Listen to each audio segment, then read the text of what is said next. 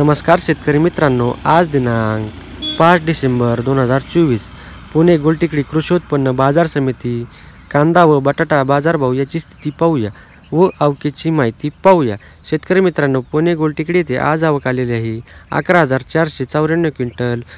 जुन्या कांद्याला बाजारभाव भेटलेला आहे कमीत कमी 25 रुपये ते जास्तीत जास्त 70 रुपये इतका व नवीन कांद्याला बाजारभाव भेटलेला आहे कमीत कमी 25 रुपये ते जास्तीत जास्त 53 रुपये इतका।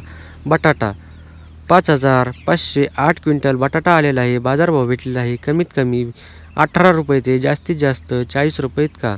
लसूण 360 क्विंटल लसूण आलेला आहे, बाजारभाव भेटलेला आहे कमीत कमी 220 रुपये ते जास्तीत जास्त 330 रुपये इतका।